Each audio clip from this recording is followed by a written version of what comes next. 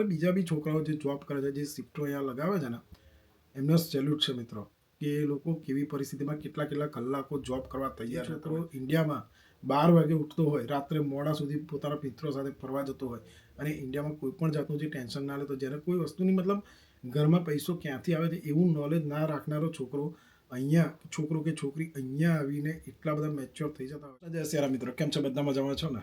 આજે પછી એક એવી વાત કરવા જઈ રહ્યો છું તમારા લોકો સાથે. મને તો એ વાત જે હું તમારી સાથે કરવાનો છું એ બાબત પર હું 100% કહી શકું કે હું પોતે ખુશ છું. અને આજે તમે પણ આ વાત જાણી અને તમે પણ ખુશ થવાના જ છો, એ 100% છે. જો મેં લાસ્ટ વિડીયોમાં બી ઘણા બધા વિડીયોમાં કહું છે કે અત્યારે મારી સાથે મારો છોકરો, મારો ભાણો અને ભત્રીજો એમ કરીને અમે 4 જણા રહીએ છીએ, બરાબર. હવે મારો છોકરો જ્યારે અહીંયા યુકે આવ્યો ને ત્યારે મને એવું લાગતું હતું કે હજુ 12th પછી આવે છે, તો એટલી મેચ્યોરિટી નહીં હોય એનામાં કે અહીંયા જોબ કરવી કે અહીંયા સેટલ થવું, એ બધું મારે એને સમજાવવું પડશે. અને જ્યારે છોકરાઓ એકચ્યુઅલી આપણાથી, એટલે માન લો કે તમારી સાથે આપણે ઇન્ડિયામાં બધા સાથે રહેતા હોય, તો એ રીતે છોકરાઓ જ્યારે આપણી સાથે રહેતા હોઈએ ને ત્યારે આપણને તો એ છોકરો ભલે 18 વર્ષનો હોય કે 2 વર્ષનો હોય, તો છોકરાઓ તો આપણને નાના જ લાગતા હોય. આપણે 18 વર્ષનો છોકરો હોય તો બી આપણે એમ વિચારીએ છીએ કે હજુ એની ઉંમર નથી થઈ કમાવાની, કે અમુક સંજોગોમાં જેને ઘરે ખૂબ જ પરિસ્થિતિ એવી હોય કે ભાઈ ચલો ઘરમાં કમાવું જ પડે એમ છે, તો નાના છોકરાઓ બી ઘણી બધી હેલ્પ કરતા હોય છે, હું માનું છું. અને 100% વાત સાચી છે કે દરેક છોકરાને પોતાના મા બાપની પરિસ્થિતિની પૂરેપૂરી ખબર હોય છે, અને એ રીતે એ છોકરાઓ પણ પોતાના મા બાપને હેલ્પ કરવા તૈયાર હોય છે. હવે વસ્તુ જે અત્યારની પોઝિશનની વાત કરીએ તો આપણે બધાએ જે આપણી જનરેશન છે, તો આપણી જનરેશનમાં શું છે કે અત્યારે આપણા છોકરાઓ નાના હોય કે ગમે તે હોય, તો આપણે એમ જ વિચારીએ કે ભાઈ એને એની લાઈફ જીવવી જોઈએ. જો 18 વર્ષનો થઈ જાય, 12th પછી એવો અબ્રોડ જતો હોય કાં તો ઇન્ડિયામાં પણ રહેતો હોય, તો બી આપણે એમ વિચારીએ કે ભાઈ ચલો આપણને થોડી તકલીફ પડશે, પણ છોકરાઓને આપણે કોઈ જાતની તકલીફ આપવી નથી અને એમને એમની લાઈફ જીવવા દઈએ. થોડી ઘણી જિંદગીમાં એવા લોકો કોલેજ જાય, ફ્રેન્ડ સર્કલ બનાવે, અને ત્યાર પછી એ લોકો થોડા મેચ્યોર થાય, પછી આપણે આગળ એનું કંઈક વિચારીએ કે એ જોબ કરે. જાતે છોકરાઓ જોબ બી શોધી લેતા હોય છે અમુક ટાઈમ, અને ત્યાર પછી એ લોકો એમની લાઈફ ચાલુ કરે. પણ જ્યાં સુધી ઇન્ડિયામાં રહે છે ને ત્યાં સુધી છોકરાઓને પણ એક વસ્તુની ચિંતા નથી હોતી કે ભાઈ હું એકલો છું, કારણ કે મા બાપ હંમેશા એમની સાથે હોય છે. અને મા બાપને પણ એવું આંખો સામે જ્યારે છોકરું હોય ને તો એમને એટલી જ ચિંતા હોય કે ટાઈમે ઘરે આવી જાય અને ટાઈમે કદાચ કંઈક જતો હોય તો સેફલી એ પહોંચી જાય, અને ત્યાર પછી જ્યાં બી એ ફરતો હોય ત્યાં બી એ સેફલી રહે ત્યાં આગળ.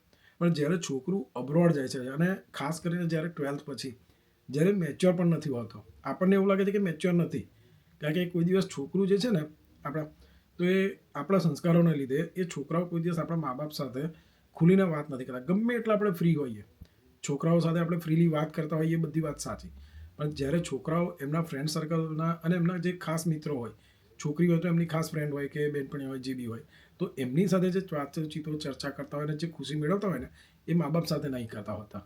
એક પ્રકારની શરમ નડે છે એ લોકોને, રિસ્પેક્ટ હોય છે.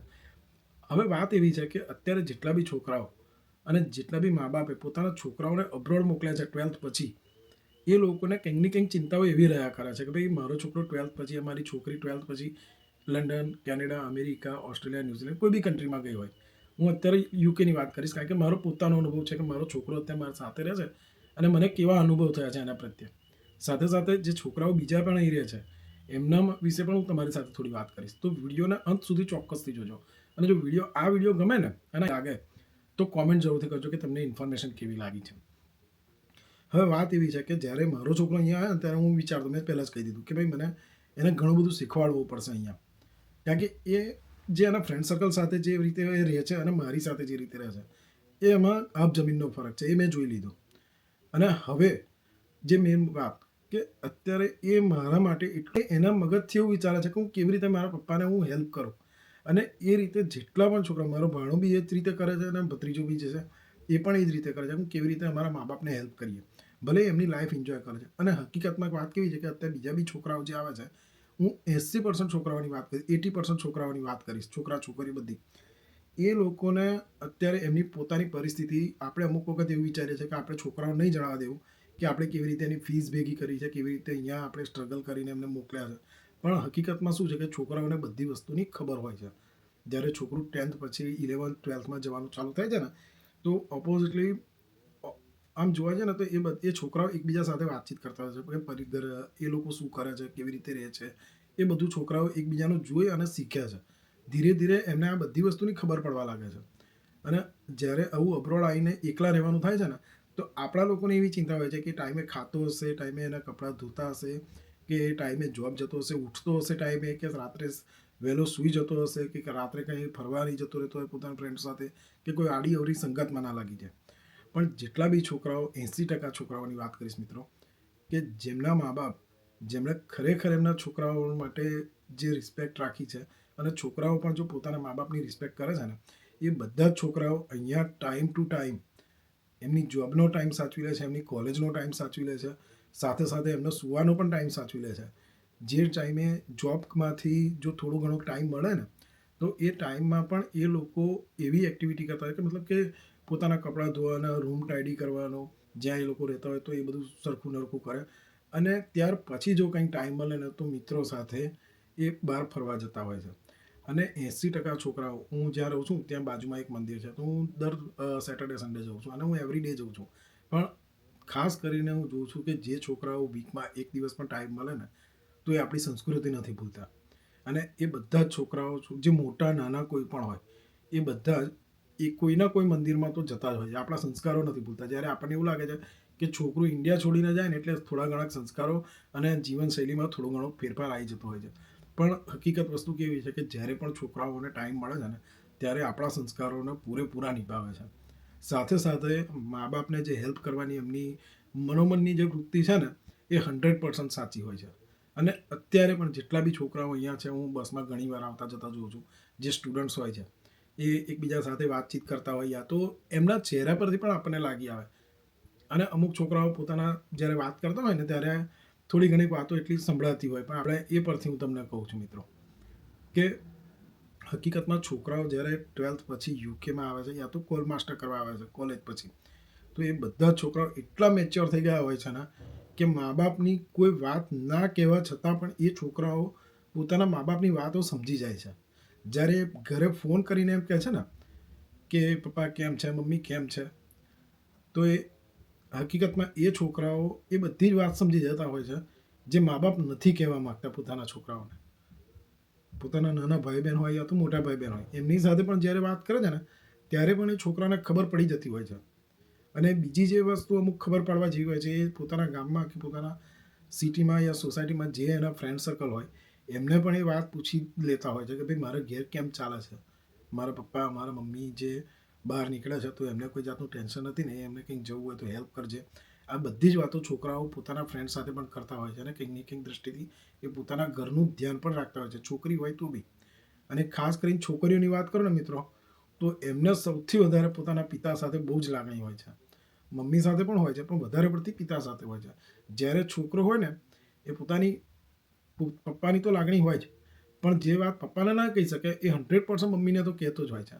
અને છોકરો હોય એ મમ્મીને પૂછે છે કે મમ્મી તારે શું જોઈએ છે. પપ્પાને કોઈ દિવસ નહીં પૂછે, પપ્પાને નોર્મલી પૂછી લેશે, પણ પપ્પાને કહ્યા વગર પપ્પાને શું જોઈએ છે એ છોકરાને ખબર છે. કારણ કે જેટલા બી એનામાં મોજશોખ હોય છે ને, કંઈક વસ્તુ શીખવાની કે કંઈક વસ્તુના શોખ કરવાની, લાઈક ઘડિયાળ, મોબાઈલ, ચશ્મા, બૂટ, કપડાં, એ બધું છોકરાને ખબર હોય છે. કારણ કે કંઈકથી કંઈક એ બાપ પરથી જ શીખ્યા હોય છે.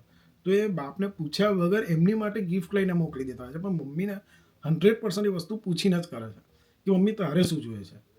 તો આપણે છોકરાઓ અત્યારે ઘણા બધા મેચ્યોર થઈ ગયા છે, અને જે મા બાપ યુકેમાં છોકરાઓને મોકલ્યા છે, એ મા બાપે પોતાના છોકરાઓ માટે જેટલી ચિંતા કરતા હોય ને, મારો આ વિડીયો જેટલા પણ લોકો જોતા હોય, એમાં જો જેટલા બી લોકોએ પોતાના છોકરાઓને જો યુકે મોકલ્યા હોય ને, તો એક પ્રકારની મનમાં શાંતિ એવી રાખજો કે તમારા છોકરા આડાઅવળી રસ્તે નહીં જાય. કારણ કે જો તમે જેવા સંસ્કારો, તમે જે પરિસ્થિતિમાં રહેલા છો ને, તમારા છોકરાઓ એ પરિસ્થિતિ અને એ સંસ્કારો ક્યારેય નહીં ભૂલે.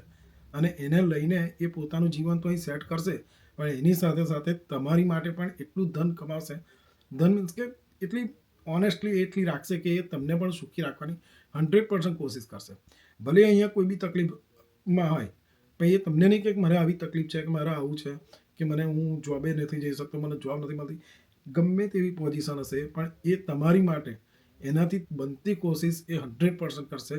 અને તમે જો કંઈક નાની વસ્તુ માગી લીધી ને એની પાસે, તો એ એટલો બધો ખુશ થશે ને કે મારા મમ્મી પપ્પાએ, મારા ભાઈઓએ મારા પર એટલો વિશ્વાસ રાખીને મારી પાસે આ વસ્તુ માગી છે, તો ગમે એટલી મહેનત કરવાની થશે મારે આ મહિને ઘણા બધા બિલ હશે, મતલબ કે ભાડું ભરવાનું હશે, લાઇટ બિલ હશે, ફોન બિલ હશે, કોઈ બી વસ્તુ હોય, પણ એમાંથી પણ એ નાની મોટી રકમ બચાવી અને તમારી માટે 100% એ વસ્તુ મોકલશે. એને અહીંયા કંઈક જરૂર હશે ને તો એ નહીં બાય કરે, પણ તમારી માટે 100% એ મોકલશે મિત્રો. એટલા છોકરાઓ અત્યારે મેચ્યોર થઈ ગયા હોય છે. ભલે આપણે ગમે તે પરિસ્થિતિમાં ઇન્ડિયા રહેતા હોય, આપણા છોકરાઓને આપણે ગમે તે પરિસ્થિતિમાં રાખ્યા હોય, પણ એ વસ્તુ સાચી છે મિત્રો કે છોકરાઓ અત્યારે એમની આપણને જે લાગે છે ને એના કરતાં વધારે સમજવું અને કહીએ ને કે લાગણીશીલ હોય છે અત્યારે, ચાહે છોકરો હોય યા છોકરી હોય. અને આ બધું મારા પોતાના છોકરા, ભત્રીજો, ભાણો એ અમે સાથે રહીએ છીએ, એમના અનુભવ પરથી કહું છું. કારણ કે ઘણીવાર હું એ લોકો સાથે ડિસ્કસ નથી કરતો અમુક વસ્તુ, અને મારી પાસે પણ ડિસ્કસ નથી, એ અલગ રૂમમાં બેઠા હોય, હું અલગ રૂમમાં હોય, પણ હકીકતમાં જ્યારે એ લોકો કંઈક વાત કરતા હોય ને મારી સાથે આવીને કંઈક પૂછતા હોય કે કંઈક એવી વાત હોય તો ત્યારે મને ખબર પડી જાય. અને બીજી વસ્તુ કે એ લોકો જે રીતે જોબ કરે છે અત્યારે, તો એ 100%, અને બીજા બી છોકરાઓ જે જોબ કરે છે, જે શિફ્ટો અહીંયા લગાવે છે ને, એમનો સેલ્યુટ છે મિત્રો કે એ લોકો કેવી પરિસ્થિતિમાં કેટલા કેટલા કલાકો જોબ કરવા તૈયાર રહેતા હોય. જે છોકરો ઇન્ડિયામાં 12 વાગે ઉઠતો હોય, રાત્રે મોડા સુધી પોતાના મિત્રો સાથે ફરવા જતો હોય, અને ઇન્ડિયામાં કોઈ પણ જાતનું જે ટેન્શન ના લેતો, જેને કોઈ વસ્તુની મતલબ ઘરમાં પૈસો ક્યાંથી આવે છે એવું નોલેજ ના રાખનારો છોકરો કે છોકરી અહીંયા આવીને એટલા બધા મેચ્યોર થઈ જતા હોય છે ને કે એમની એ સમજને આપણે સમજવી જોઈએ કે હકીકતમાં એ લોકો ક્યારે આ પોઝિશન પર પહોંચી ગયા. આપણને તો ખબર જ ના પડી કે આ છોકરાઓ અત્યારે આપણી પાસે હતા ત્યારે આપણે તો એવું જ ધારતા હતા કે આપણે છોકરાઓ નાના છે, પણ એ છોકરાઓ ક્યારે આટલા મેચ્યોર થઈ જાય છે ને એ તો સમય જ બતાવે છે, જ્યારે આપણાથી દૂર જતા હોય છે. તો મિત્રો આ વિડીયોમાં મારે આ વાત કરી હતી. હજુ ઘણી બધી છોકરાઓ વિશે વાત છે જે કરવાની છે, પણ યુકેની લાઈફ જે છે ને એ અત્યારે ખરેખર સ્ટ્રગલી છે, પણ છોકરાઓ એમાં પણ મેનેજ કરી લે છે અને પોતાના મા બાપને અને સ્નેહી સ્વજનો, ભાઈ બહેનો બધાને ખુશ રાખવાની કોશિશ કરે છે. જો તમારા છોકરાઓ યુકેમાં રહેતા હોય અને તમને એવી ચિંતા થતી હોય કે ભાઈ મારો છોકરો ટાઈમે ખાતો હશે, જોબ જતો હશે, કોલેજ જતો હશે, યા તો રાત્રે વહેલો સૂઈ જતો હશે, તો હું તમને 100% કહું છું મિત્રો કે એ ચિંતા છોડી દો. તમારું છોકરું પૂરેપૂરું મેચ્યોર થઈ ગયેલું છે, પૂરેપૂરું સમજદાર થઈ ગયું છે, અને એ બધું જ એ પોતાની રીતે મેનેજ કરી લે છે, અને સાથે સાથે તમને પણ ખુશ રાખવાની 100% કોશિશ કરે છે. તો એ ચિંતામાંથી તમે મુક્ત થઈ જજો. અને તમારા છોકરાને સપોર્ટ જરૂરથી કરજો મિત્રો. કદાચ એને કોઈ ટાઈમે હિંમતની જરૂર હોય તો તમે હિંમત જરૂરથી આપજો.